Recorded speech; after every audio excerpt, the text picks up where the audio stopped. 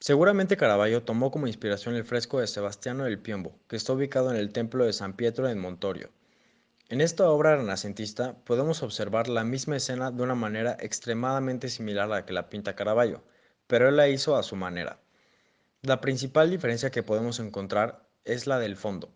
En esta pintura el fondo es mucho más alegre, a pesar del tema, y la columna de la que está amarrado Cristo se mantiene uniforme a través de la obra. A pesar de ser diferentes corrientes artísticas, en ambas pinturas se muestra el detalle del cuerpo. Caravaggio nació en 1571, en la ciudad de Milán, Italia. Estudió pintura con un maestro que había sido enseñado por el propio Tiziano, y que tenía gusto por el arte lombardo, al igual que Da Vinci. Se mudó a Roma en 1592, justo cuando Roma se encontraba en un momento de expansión. Con tantas iglesias de construcción, había una gran demanda de pinturas. La flagelación de Cristo fue pintada por Caravaggio en el año 1607. Fue hecho con óleo sobre lienzo. Es una pintura característica del barroco.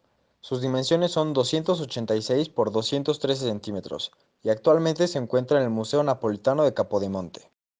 Caravaggio pinta un tema religioso, como su título lo dice, la flagelación de Cristo. En la época en que fue pintado, la Iglesia promovía la autoflagelación como un método para sentir un poco el sufrimiento de Cristo. En la pintura hay cuatro personajes, de los cuales solo tres ven al frente, y entre ellos destaca Cristo. De acuerdo a la distribución, podemos observar que Caravaggio le asignó a cada uno de los tres personajes de mayor relevancia un tercio del lienzo de manera vertical.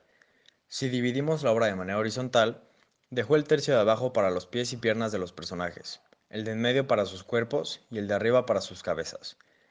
Caravaggio era un poco obsesivo con formar líneas rectas, con los bordes del cuerpo humano, para darle el peso que merece a cada personaje, y es por esto por lo que la obra se ve tan impactante. Además, es increíble cómo Caravaggio usó a su favor los ejes diagonales para crear movimiento en la pintura. En los hombres que están al lado de Cristo, usó colores marrones y amarillos, los que le resta importancia dentro del cuadro. Abajo a la izquierda hay un hombre, agachado con ropa negra y la cara sombreada. Esto para que el personaje pase desapercibido. En contraste con su ropa, el personaje tiene un brazo muy blanco, que de hecho nos hace creer que Caravaggio usó la iluminación a su gusto sin preocuparse porque se viera proporcional, sino estético, que, si lo pensamos, este pequeño juego de la ropa contra su brazo es un ejemplo del claroscuro que le encanta a Caravaggio. Este brazo extremadamente blanco sirve para crear continuación y movimiento a través de la pintura, ya que Cristo está del mismo color blanco, y esto ayuda a que Cristo no solo se vea como una mancha blanca en el centro. Cristo, como el punto focal de la pintura, es el más detallado. En lugar de verse como un Cristo demacrado por la flagelación, se ve imponente y de gran musculatura. Caravaggio se caracteriza por enfatizar la musculatura de los hombres, y este cuadro no fue la excepción. El cuarto personaje se encuentra agachado, ocupando apenas un noveno del cuadro. Aparte, por los colores que usa ese personaje, podría pasar casi desapercibido. Acerca de la gama de los colores, no se aleja mucho de las demás pinturas del artista. No sale de los blancos, marrones, amarillos y negros. El fondo es de un color casi negro, reflejando muy probablemente la infancia tan triste que tuvo por ser sujeto de bullying intenso en la escuela, a tal grado que tuvo que ser trasladado al hospital por las golpizas que le daban. El tema es muy explotado en el barroco, para poner de manifiesto la doble naturaleza de Cristo, por un lado un ser divino y por otro un ser humano, que sufre ante la tortura y el dolor. En la época de Caravaggio se ponía especial énfasis en su faceta sufriente, para aproximarlo al fiel y a su sufrimiento en la tierra. Pero aparte de esto, esta pintura parece ser especial porque tiene otro mensaje oculto, la maldad que aumenta. Se puede ver cómo en la base de la pintura hay una columna extremadamente detallada y blanca. También se ve un personaje agachado únicamente viendo. En la zona media del cuadro se ve el siguiente personaje sosteniéndolo y pateándolo, y en la zona más alta se ve una tercera persona con un látigo en la mano azotándolo, pero aparte con una expresión de maldad indudable. Esto nos quiere decir que entre más adelante más dolor y más sufrimiento. Más arriba se puede observar el poste sin ningún detalle, solo iluminado por una luz tenue. El poste podría ser interpretado como la esperanza que desaparece. Ahora bien, es hora de hablar del mensaje de la pintura. Como mencioné anteriormente, se trata sobre la flagelación de Cristo, un tema de suma importancia para la iglesia de ese entonces. pero podemos encontrar un significado diferente si analizamos un poco más. En primera, Caravaggio pintó una gran variedad de cuadros con temas religiosos, pero en contraste con esto, en la mayoría de estos los personajes principales sufren.